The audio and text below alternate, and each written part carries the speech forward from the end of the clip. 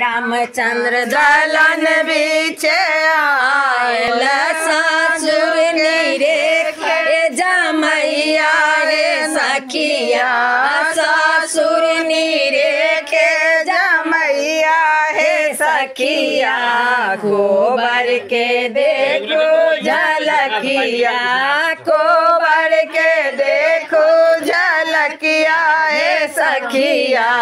गोबर के देखो झलकिया जब जब रामचंद्र आंगन बीचे आयल जब जब रामचंद्र आंगन बीचे आयल सासु निरेखे जमैया हे सखिया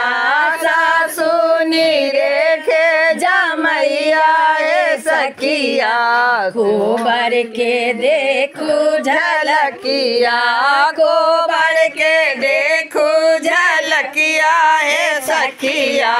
गोबर के देखो झलकिया जब जब रामचंद्र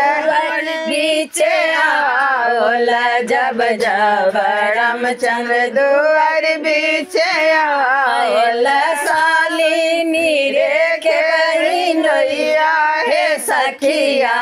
साली निरेखे बहनैया हे सखिया गोबर के देखो झलकिया गोबर के देखो झलकिया हे सखिया गोबर के देखो झलकिया जब जब रामचंद्र द्वार बीचे आयल जब जब रामचंद्र गोबर बीचे आयल कन्या निरेखे रघुरैया हे सखिया कन्या निरेखे रघुरैया हे सखिया गोबर के देखो झलकिया गोबर के देखो झलकिया हे सखिया गोबर के देखो झलकिया।